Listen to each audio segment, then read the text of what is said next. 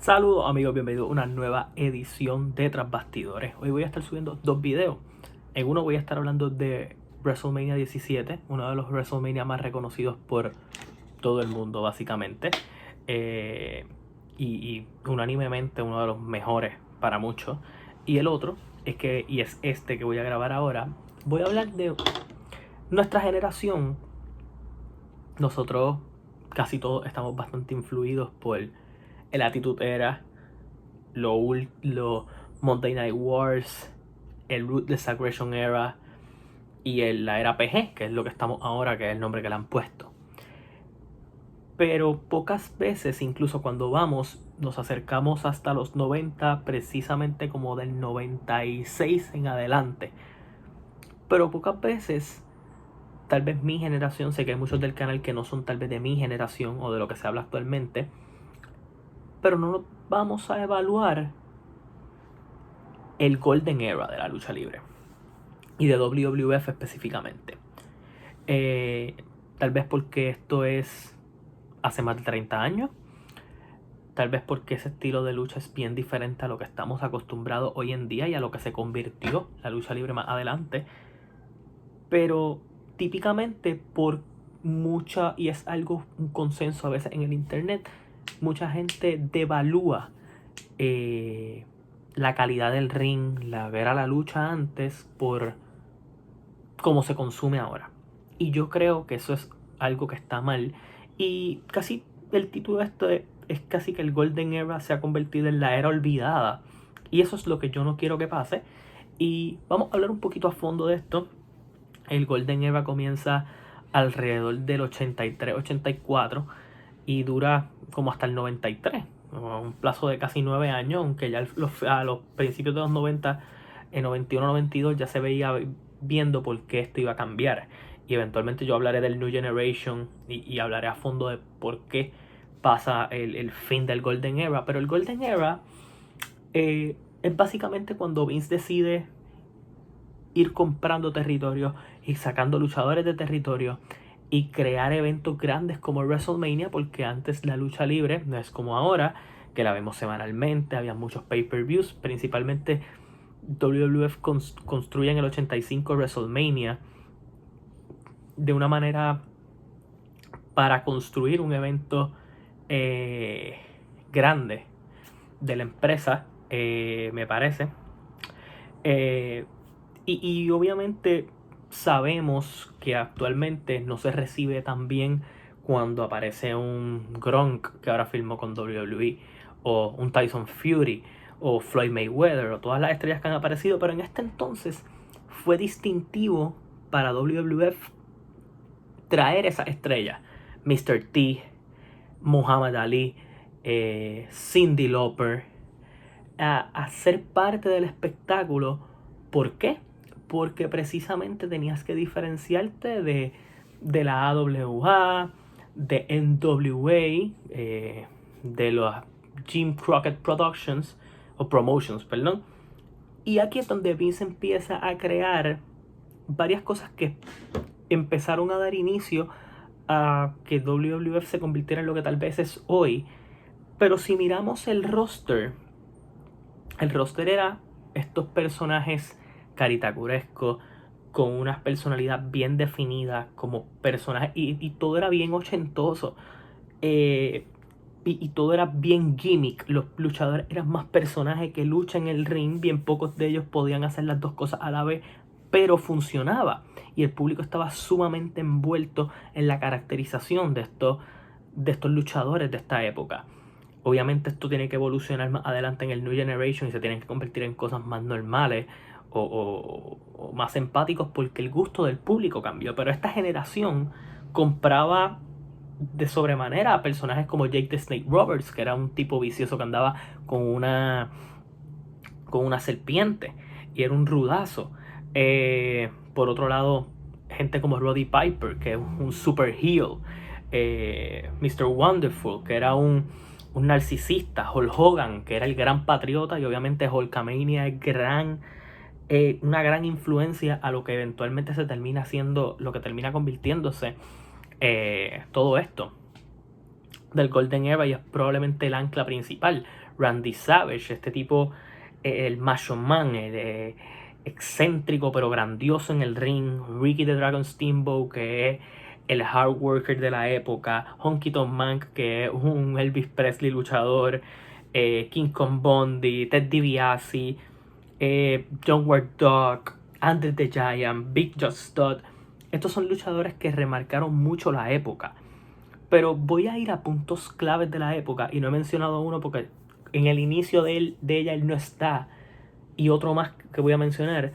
Pero cuando vamos para el primer WrestleMania, más o menos está Mr. T, está Roddy Piper, eventualmente el campeonato mundial entra en el 84 a la figura, y Hulk Hogan es quien logra hacer ese dato, el dato de Hogan convirtiéndose en WWE Champion después de vencer al Iron Sheik, que obviamente el factor patriota funcionaba de Iron Sheik, este tipo sucio árabe que Hulk Hogan derrotó, y Hulk Hogan tuvo este campeonato del 84 al 88, si la memoria no me falla, cuando pierde el campeonato con Andre the Giant. Eventualmente Andre le vende el título a Ted DiBiase y ahí se forma el famoso torneo de WrestleMania 4 donde Randy Savage gana. Otro dato curioso de esta época, y algo bastante grande a mi entender, obviamente WrestleMania 3 de Andre contra Hulk Hogan en el boom de su popularidad es una de las cosas que uno mucho recuerda. Pero el evento grande era WrestleMania, Saturday Night Main Event, era el show donde se empezaban a construir estas historias, habían reinados largos, todo se construía a largo plazo. Los luchadores de nivel intermedio no tenían entrada al ring, mayormente las entradas las tenían estos luchadores principales. Hulk Hogan entraba con un montón de gente, con este patriota del Hulkamania. Pero empezamos a ver muchas cosas que eventualmente se vuelven populares en la lucha libre, y a eso voy. Yo creo que, y esto es por lo menos para mí, que he logrado consumir todo esto, yo creo que el primer gran storyline de los WrestleMania, más allá de Hogan y Andre, que estuvo 15 años invicto, y eso lo usaron en el dato, y antes de todo esto sí estuvieron los Pedro Morales, los Bruno Sammartino, los Buddy Rogers, pero aquí es la era de entretenimiento, más allá de todo, y es cuando los Mega Powers explotan. Randy Savage y Hulk Hogan eran este grupo de panas. Randy gana en el torneo el WWF Champion en WrestleMania 4. Empiezan a crearse diferencias entre ellos más adelante, y en WrestleMania 5 choca Randy Savage como rudo contra Hulk Hogan en una tremenda lucha. Ya para este WrestleMania Rick Rude estaba por allí, Mr. Perfect estaba por allí, The Rockers, Shawn Michaels y Marty Jannetty, The Hart Foundation estaba, Arn Anderson y Tully Blanchard estaban por allí. So que eran muy buenos luchadores complementando a estos personajes que larger than life, que son estos personajes super taquilleros. Hogan y Savage fue muy buena lucha. Eventualmente ahí Hogan recupera el WWF Champion, lo tiene por mucho tiempo, hasta lo que es WrestleMania 6, que obviamente pues se enfrenta con Ultimate Warrior, era casi el pase de batón. Hogan ya estaba bastante quemado, y no para el público, sino básicamente él un poco. Dicen que hay un poco de resentimiento porque al final del día Hogan siempre quería ese spotlight. Eso es algo que supimos desde el principio, y eventualmente cuando más data se recopila se sabe que Hogan era un tipo que amaba el spotlight. Pero dan este paso con Warrior. Warrior no se vuelve este campeón tan súper taquillero como ellos pensaban. Pierde el campeonato. Incluso el plan original, para darle un poco más de data, era que Ultimate Warrior iba a llegar a WrestleMania 7 como campeón. Esto no pasa por el conflicto del Golfo Pérsico. Sergeant Slaughter entra, traiciona a Estados Unidos dentro de la historia, se convierte en lo que yo considero uno de los primeros campeones de transición para darle ese campeonato nuevamente a Hulk Hogan en WrestleMania 7. Y no, hasta WrestleMania 8 que pueden entrar los Ric Flair, Randy Savage se vuelve campeón, Hogan empieza a bajar un poquito. Pero sí hay unas cosas bien grandes para recalcar aquí. Obviamente luchas buenas de aquí, yo creo que Hogan y Warrior es lo que es. Ricky Steamboat contra Randy Savage contra Ric Flair, Randy Savage contra Ultimate Warrior. Randy Savage para mí era el mejor luchador de esta época. Y básicamente en esta época ellos empiezan a apostar un poco más. Al final del Golden Era, ellos empiezan a apostar más en Bret Hart, que a mi entender es la primera gran estrella del New Generation Era. Pero si venimos a ver aquí, se fundan los otros Big Four. Mucha gente no sabe que el evento de más longitud después de WrestleMania es Survivor Series. Ahí se empezaban a intensificar rivalidades y se empezaban a construir otras cosas para lo que fuera WrestleMania. Después hubo pues WrestleMania malos como todo. Taker fue campeón en el 91 cuando debutó en el 90 en Survivor Series. Muchos reinados de transición luego de esos grandes reinados de Hogan, de Savage, que volvió a ser campeón, y retiro y muchas cosas. Pero obviamente el final del Golden Era viene casi forzado porque comienza el escándalo de los esteroides.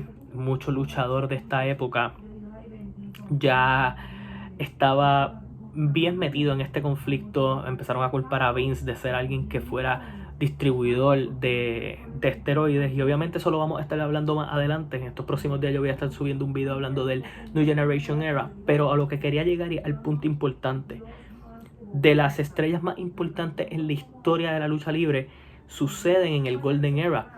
Ultimate Warrior, Hulk Hogan, Taker comenzó aquí, los Jimmy Snuka, los Jake the Snake Roberts, Honky Tonk Man, que tuvo un super reinado con el campeonato intercontinental para que Hogan lo venciera en segundo. Que realmente estos héroes patrióticos, pero estos rivales que representaban a rivales de Estados Unidos como tal, rudos naturales como Roddy Piper y Ted DiBiase, Bobby the Brain Heenan como manejador, la historia de Andre. Yo creo que hay muchas cosas grandes que pasaron aquí, y el principio de muchas de superestrellas. Shawn Michaels estaba por allí, el mismo Bret Hart, que fueron dos grandiosas figuras de lo que fue el New Generation Era, que una era media rara para hablar, pero lo voy a estar haciendo.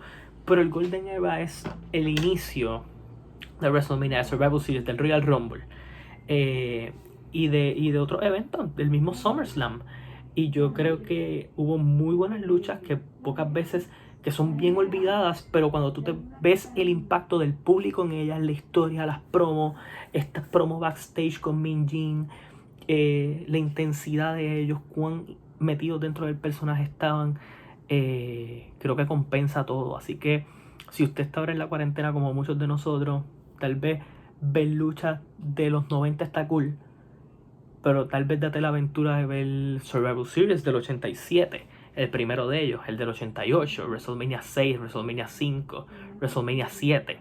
Yo creo que hay muchas joyas perdidas dentro de allí y que no se habla mucho para la generación de nosotros, pero marcaron un precedente de cómo más o menos se perciben luchadores en el futuro. Y muchos de estos luchadores de esta Golden Era, cuando Vince pensó que ya no le podían dar más, cuando se fueron a WCW, eventualmente fueron los que le dieron los resultados para vencer a WWE por 2 años.